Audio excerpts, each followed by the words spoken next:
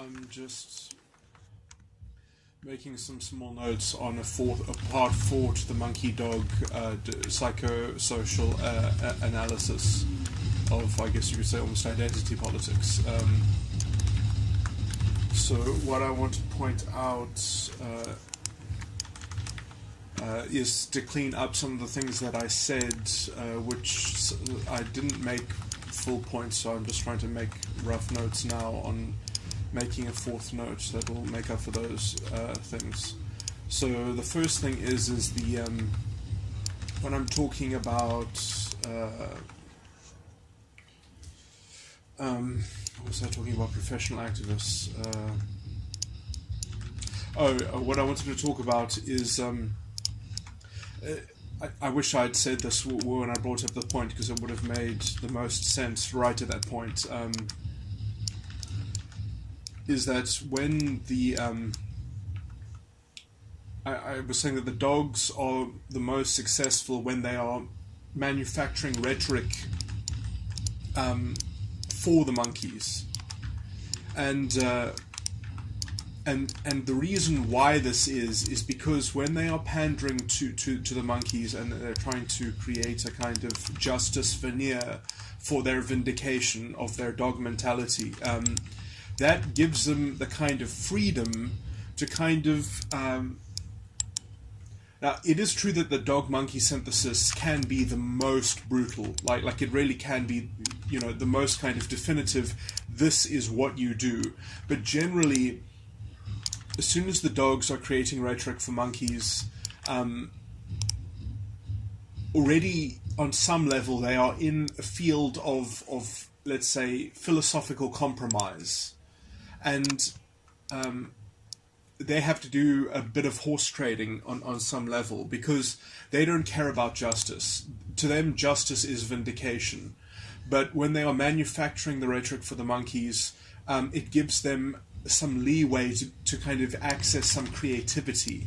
And in that creativity, they can make small allowances. They can kind of make ad hoc allowances. And it's those sorts of ad hoc allowances that actually allow them to still, let's say, access some level of humanity, And and this is why it all falls to shit when they get rid of their useful idiots. When they remove the monkey culture pandering from their rhetoric, which they have to do once they take power. They can only continue to indulge in it while they're underdogs, while they're trying to win the moral high ground and they're trying to create, grandstanding rhetoric. So, when they're trying to get their battle cries, which, and so, you get these kind of weird monkey lines like, all this ideological shit, and then at the end of it, when anyone asks them a practical question, they say, all these issues are incredibly complicated, it's very hard to find solutions. That's the kind of level at which the dog rhetoric is sort of meant to kind of call out to monkeys. This is just kind of, let's just be adopted by some kind of strong authoritarian who's going to take responsibility for justice. We need a central power that takes justice, that takes history into his hands and works justice into it. So you kind of need this authoritarian culture, which is my definition of monkey culture, or the monkey mentality, and so so what I'm saying is that, and I've made this point many times, although I haven't perhaps cashed it out the best, which is what I'm trying to add this illustration to, because it does, I think, illustrate the point much better, is that the dogs and the monkeys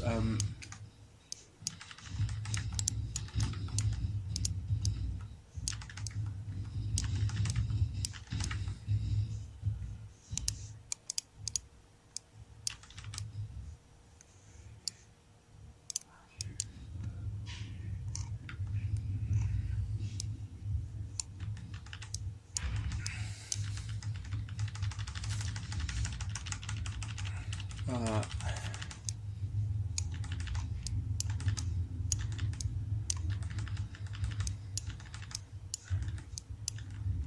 And I also wanted to bring up almost the same point when I'm talking about like dogs that, for instance, are, like in charge of children, like are teachers, So because if and the kind of the teaching environment, even I would say, conforms to this, is that there are some kind of, you always have to pander to some kind of monkey justice, like you can't just be a dog. You can't be a dog in almost any position that has any kind of responsibility that is checked up on, because the dog mentality is so oversimplified that you could do whatever you want because you're righting the wrong of a victim. So like there's no limit, in some sense. But because generally there are, let's say, some common sense built in, like limits. There'll be some general guideline which you're going to have to positivistically, as a dog, it's going to be very hard to work out justifications of interpreting those things so in such a strict way,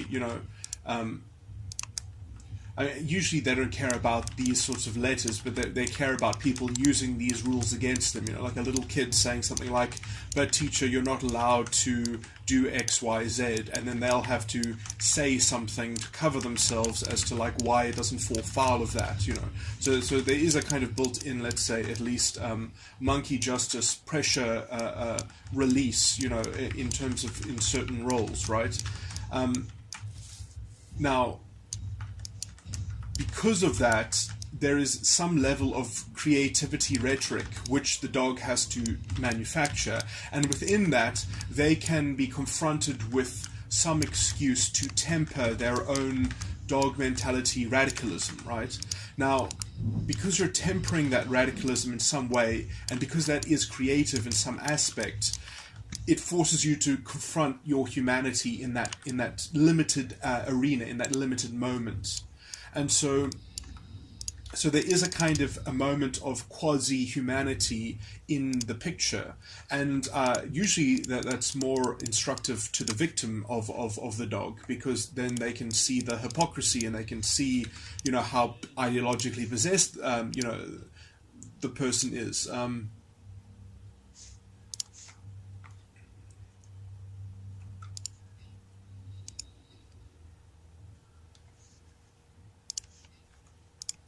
But anyway, my point is that like, let's say, that angle of compromise that the dog has to take is in effect what's keeping them psychologically alive. Because if they got to just do whatever the fuck they wanted, and that's what they're gunning for, that's the culture that they're aiming for. They're always aiming to conquer more, to kind of be more in power, to let them do their own psychological tactics, as unsustainable as they are. They are trying to create more of a platform for themselves and more of an allowance for themselves to indulge in this stuff.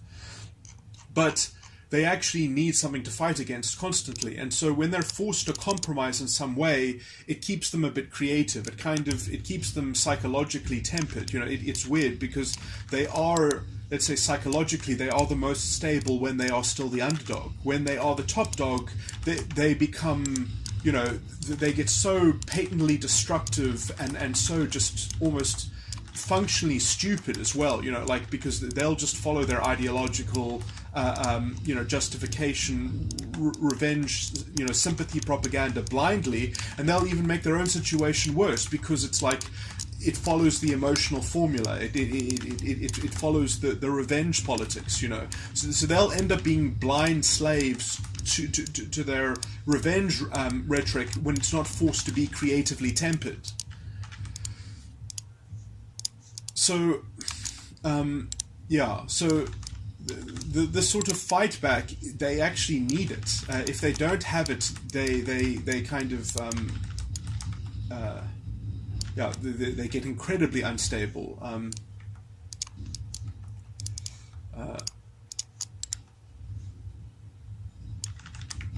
I mean, you can see this on some, even though they are approximate, not such. But within typology, you can kind of read this off functional descriptions of some personality styles. It's woven into their. I mean, it's true that some people some people can find a way to develop their personality so that it doesn't actually have this kind of noxious.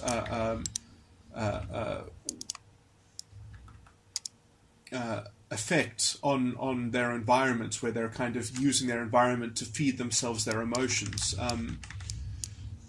through this kind of ideological veil of a kind of excuse to be drunk, because that's essentially what they are. They just want to be drunk on their emotions, there are these wonderful, and so they just basically want to be covered by a kind of collective paranoia. Cult almost, which is effectively what identity politics is. It's the excuse of paranoia to cover over the kind of the personality, the game of, or the dominance of the cultural sphere by beta quadra personalities.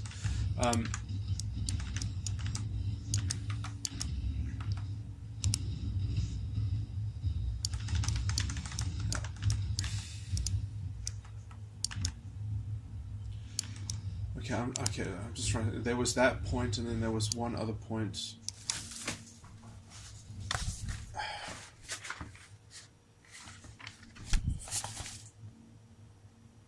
Where did I write it?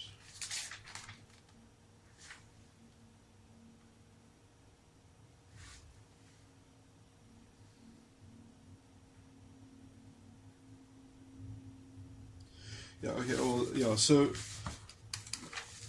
When they don't get to use the kind of the crutch of the monkey aspect, where they're forced to manufacture rhetoric for the monkey aspect in their movement, they don't have an excuse to indulge in the kind of imperfect compromise of whatever purity or justice purity rhetoric they're using to veil their sadistic edge, and.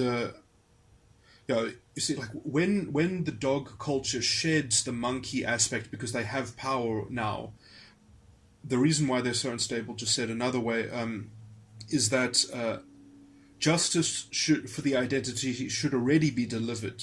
And so now they have no ideological excuse as to some kind of insulation against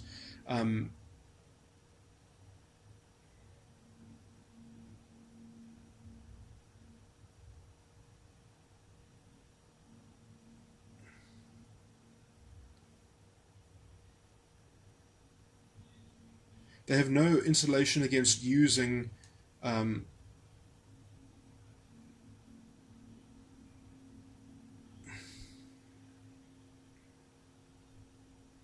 any measure of violence, So there's just kind of, or a kind of expedient brute, so just the most expedient route for kind of bringing about an equilibrium in the kind of the emotional balance between revenge and sympathy, which can only be answered by revenge.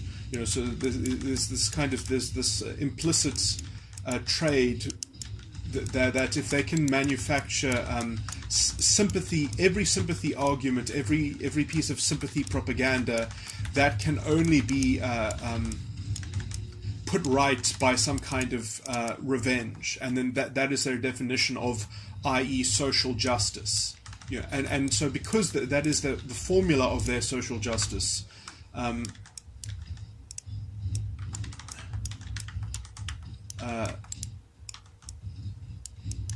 they can't actually make the situation better because they're actually held hostage by that formula. They can't actually understand, like maximizing progress, let's just say. Like, progress is revenge. Progress is their definition of social justice. So it's and obviously, philosophically, the crime of this is that it forces people to become amalgamated into these kind of racial entities. You know, like their identity is they are owned by their identity. You know, they're kind of they're sorted by their caste and their breed. You know, and you don't end up creating measures that look at individual factors. You end up with measures that try to write the statistical outcomes. And so, you know, in so doing, you end up creating measures that are horrific, that are literally anti-social justice in the proper sense. I mean, you have to look at my redefinition of social justice, which is the original thing, which is the modern social justice makes a complete mockery of it. In fact, it is the exact opposite of social justice, when you can treat people as statistical components of some grand narrative. You know, I'm not saying that people who are previously disadvantaged should not have some kind of affirmative action. I'm not against affirmative action. I'm against affirmative action that is given to people on the basis of some kind of creating some kind of statistical outcome. I mean,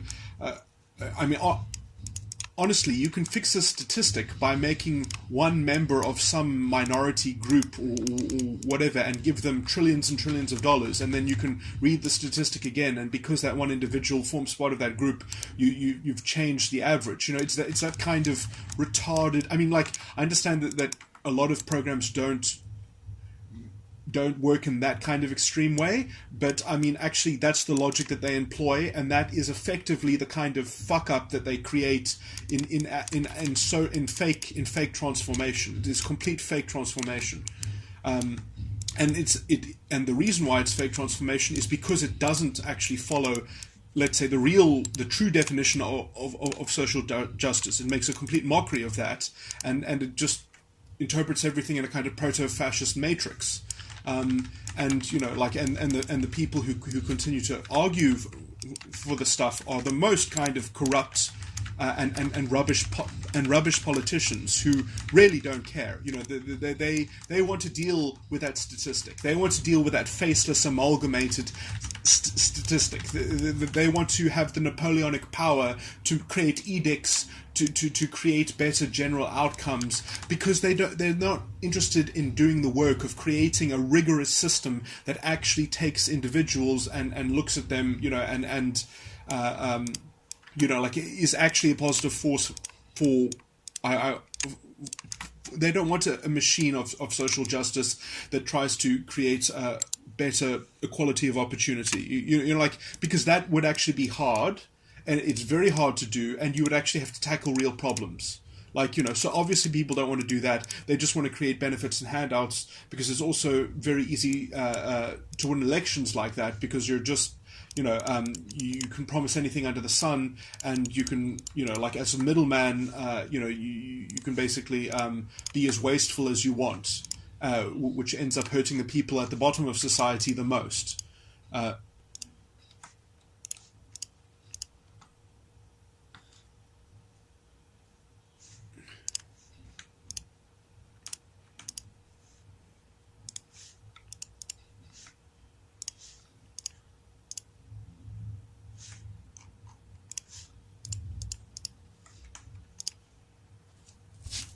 Need to start editing these videos.